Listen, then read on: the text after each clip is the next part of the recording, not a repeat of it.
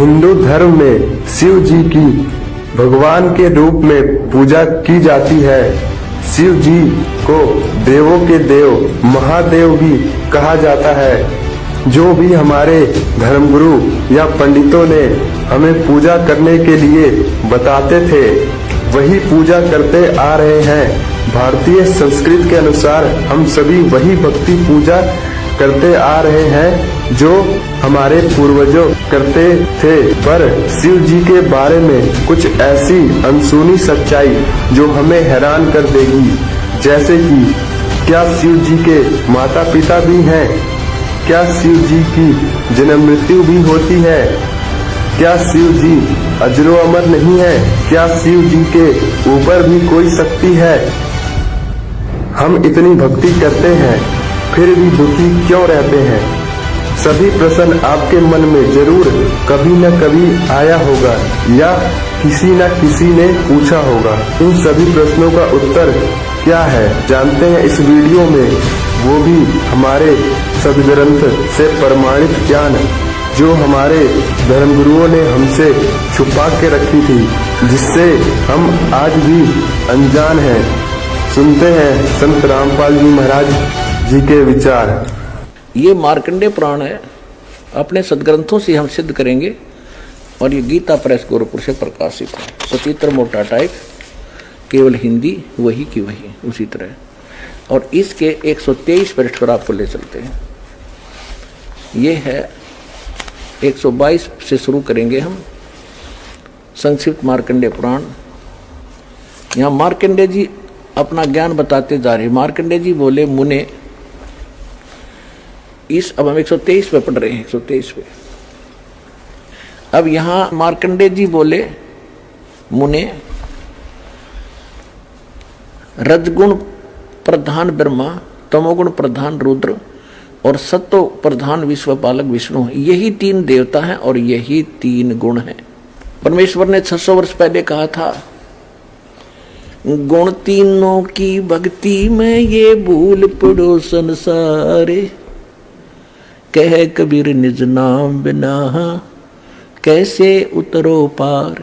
3 देव की जो करते भक्ति, उनकी को देना हो वह मुक्ति। सिद्ध होगा रजगुण ब्रह्मा, सतगुण विष्णु और तमगुण शिव जी, यही 3 देवता और यही 3 गुण भी कहे जाते हैं। और कंसेप्ट क्लियर करते हैं, देखिएगा। यह है श्रीमद देवी भागवत, इसमें संस्कृत भी साथ है। ये है अथ देवी भागवतम सभाष्टीकम समात्यम खेम श्री कृष्ण दास प्रकाशन मुंबई 4। इसके हम आपको तीसरे स्कंद में ले चलते हैं। ये देखिएगा, श्रीमद देवी भागवते भाषा टीका युक्ते तृतीय स्कंद है प्रारंभते। यहाँ देखना, इसके ये प्रश्न नंबर 11 पे तीसरे स्कंद में और अध्याय नंबर 5 का हम श्लोक नंबर 8वां पढ़ेंगे। 7वां समाप्त होता है। हे माता, शंकर भगवान कह रहे, हे माता, यदि हमारे ऊपर सदा आप दयायुक्त हो तो हमको तमोगुण में किस प्रकार प्रदान किया, ब्रह्मा रुद्रगुण और हरि सतगुण युक्त किए, क्यों किए? अब संस्कृत भी देखेंगे। ये संस्कृत है। ये 7वां श्लोक समाप्त हुआ, 8वां प्रारंभ हुआ। यदि दया धर्मना नसदाम्बिके कथम अहम विहित, मैं क्यों बना दिया, क्यों उत्पन्न कर दिया तमोगुण। और कमल जय, कमल से उत्पन्न होने वाले ब्रह्मा जी को रजोगुण संभव, रजोगुण क्यों उत्पन्न कर दिया। और सो विहित किमो सतोगुणो हरि, विष्णु को आपने सतोगुण क्यों बना दिया। इति सिद्धम रजगुण ब्रह्मा सतगुण विष्णु तमगुण शिव जी। और इस गीता प्रेस गोरखपुर से प्रकाशित श्री देवी भागवत के तीसरे स्कंद से और क्लियर कर देते हैं। सचित्र मोटा टाइप, केवल हिंदी और गीता, इसके संपादक हनुमान प्रसाद पोदार, चिमनलाल गोस्वामी। और ये यहाँ से प्रकाशित है। इसके तीसरे स्कंद पर आपको थोड़ा सा पढ़ाते हैं। 123 पृष्ठ पे तीसरा स्कंद विष्णु जी कह रहे हैं तुम शुद्ध स्वरूपा हो, ये सारा संसार तुम से उद्भासित हो रहा है अपनी माता दुर्गा के बारे में। मैं ब्रह्मा और शंकर हम सभी तुम्हारी कृपा से विद्यमान हैं। विष्णु जी कह रहे हमारा आविर्भाव माने जन्म, तिरोभाव माने मृत्यु हुआ करता है। केवल तुम ही नित्य हो, जगत जननी हो, प्रकृति और सनातनी देवी हो।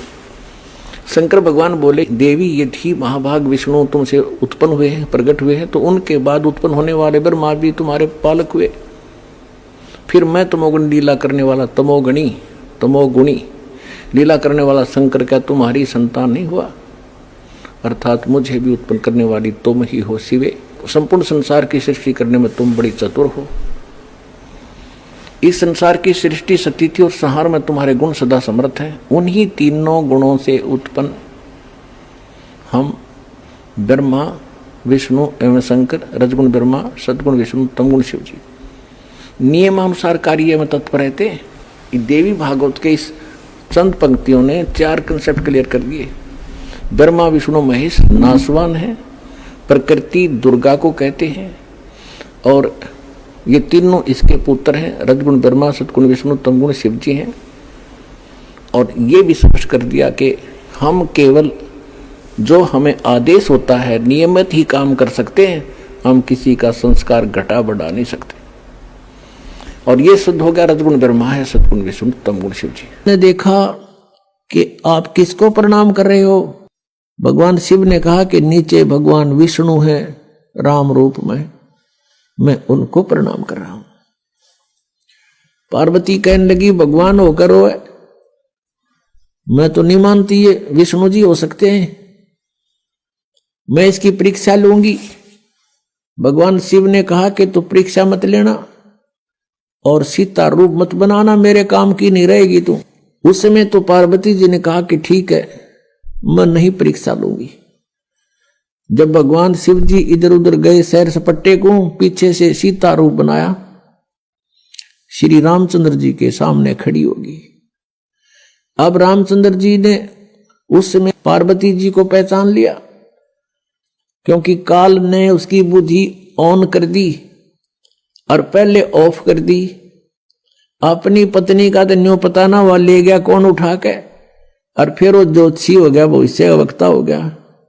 एकदम पहचान लिया कि तू तो पार्वती है। एक दक्ष पुत्री यहां कैसे आ गई, भगवान शिव को क्यों छोड़ाई? वो शर्मिंदा हुई, आके भगवान शिव से कहा कि सचमुच वो तो सचमुच विष्णु जी हैं, आप ठीक प्रणाम कर रहे थे। तो शिव जी बोला कर दिया काम, ले ली परीक्षा। हंसने लगी, नीचा मुंह कर लिया। तो उस दिन से उसने भगवान शिव ने कहा कि तू आज मेरे काम की नहीं रही, क्योंकि तूने मेरी मां का रूप बना लिया। बड़े भाई की पत्नी माता के तुल्य होती है, कि तूने मेरी मां का रूप बना लिया, मेरे काम की पत्नी रूप में नहीं रही।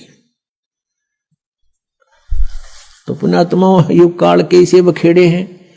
अब उस पार्वती ने सोचा कि ये पक्का है जद का। अब ये मुंह तो बोला नहीं, बोलना बंद कर दिया। कई दिन तो रही उसके साथ, फिर वो बात ही नहीं कर रहा, मुंह फेर कर बैठ जाता है। पार्वती ने सोचा ये तो नरक हो गया, घर नहीं रहा। तो बेटी को फिर कुछ दिखाई नहीं देता, अपना पीहर दिखाई देता है माय का। उन्हें सोचा अपने मां के चलती हूं, कुछ दिन इसकी बुद्धि ठिकाना आ जाएगी। अब वो आ गई राजा दक्ष के घर पे, अपने पिता के घर पे। उधर से राजा दक्ष के घर पर एक यज्ञ चल रहा था, धार्मिक अनुष्ठान हो रहा था। और धार्मिक अनुष्ठान में ये नियम था उनका, ब्राह्मणों का बनाया हुआ, ऋषियों का।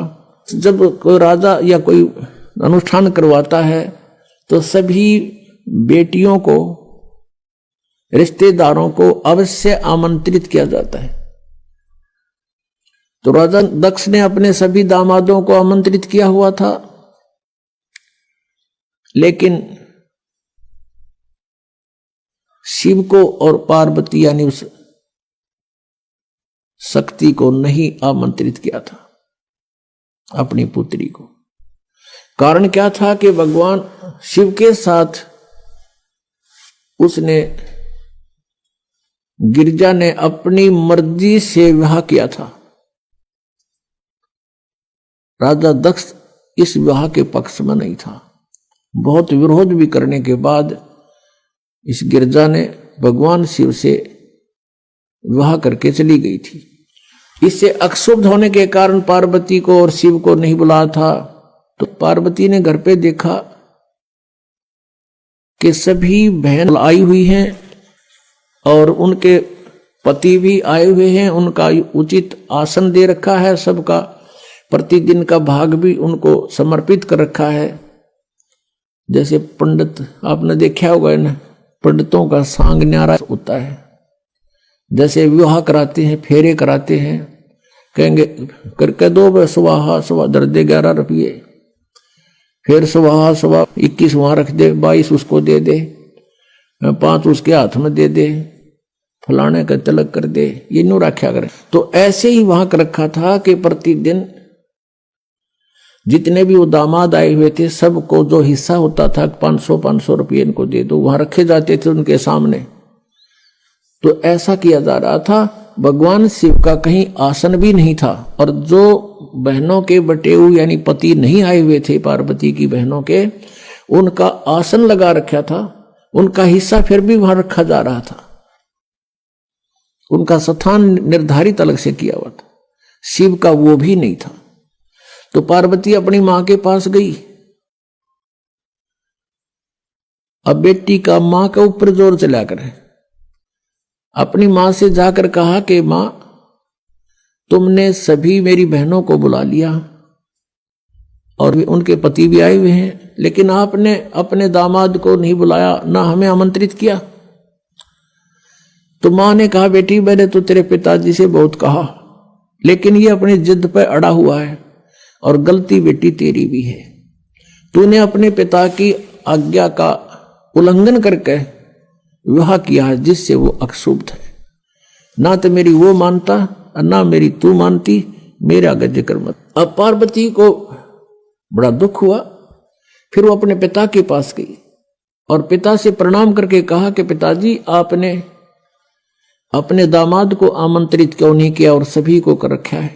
राजा दक्ष ने कहा कि तेरे को किसने बुलाया है, तू आई क्यों यहां पर, बिना बुलाए नहीं आना चाहिए था तुझे, तूने अपनी मर्जी से ये सारा काम किया है, मैं उसके दर्शन भी नहीं करना चाहता। ऐसे पागल के जिसके गले में सांप पड़े हो, मैंने अपनी बेइज्जती करवानी है यहां अपने समाज में, और तो भी मत आना, यहां से निकल जा वापस। अब इस बात से वो बहुत दुखी होगी। कौन? वो पार्वती। उसने देख लिया कि ना शिव जी वहां मेरा ठिकाना रहा, यहां पिताजी ने धिक्कार दिया मुझे, तो अब और कोई विकल्प नहीं रहा।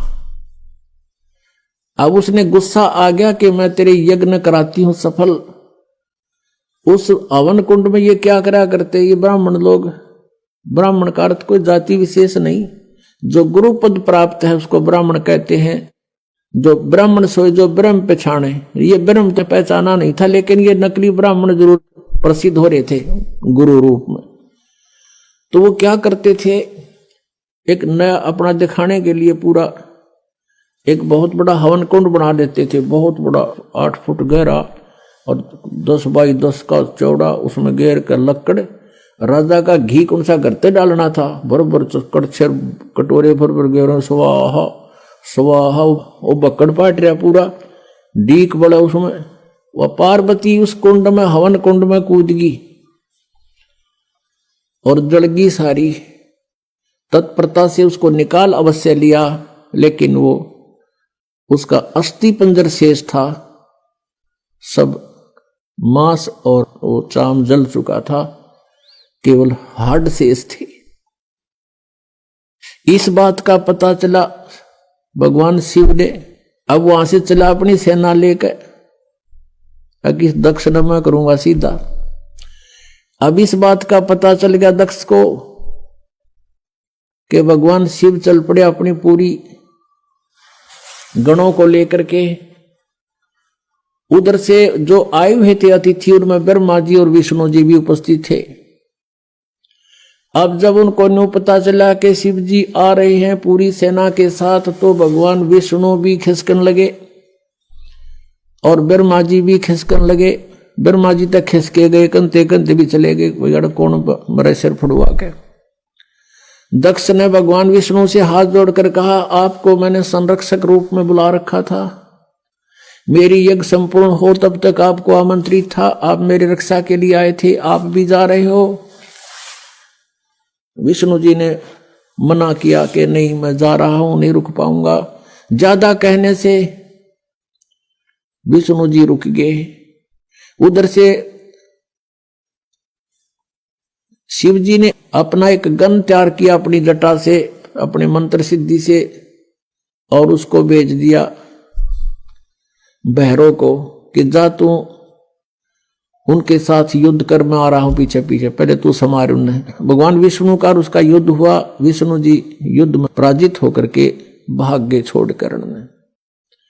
उधर से भगवान शिव आ गया। शिव जी ने राजा दक्ष की नाड़ काट दी, गर्दन काट दी। ये तो लंबी कहानी है। फिर और वो कहते हाथ पांव जोड़े, उसने रहम आ गया, एक बकरे की गर्दन उसका दक्ष का ला दी, बकरे का मुंह कर दिया ऊपर से। अब जब तक इनके श्वास हैं तो ये भगवान उनको एज इतना लाभ दे सकते। फिर क्या देखा, अब पार्वती को वहां जला हुआ देखा। भगवान शिव में मोह का सागर उमड़ गया।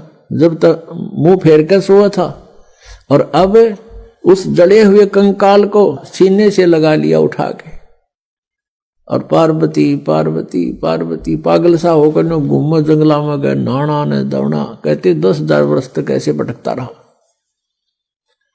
और उस अस्थि पिंजर को साथ सीने से लगा रहा पार्वती जान के। कहते हैं फिर भगवान ने देखा कि ये तो बिल्कुल मोह के अंदर पागल हो चुका है। कहते हैं सुदर्शन चक्र से उस अस्थि पिंजर के यानी पार्वती वाले उस बॉडी के हड्डों को सुदर्शन चक्र से छिन्न भिन्न कर दिया। कहते हैं जहां आंख पड़ी वहां नैना देवी, जहां धड़ गिरा वहां वैष्णो देवी, जीभ गिरी वहां ज्वाला देवी के मंदिरों की स्थापना होगी।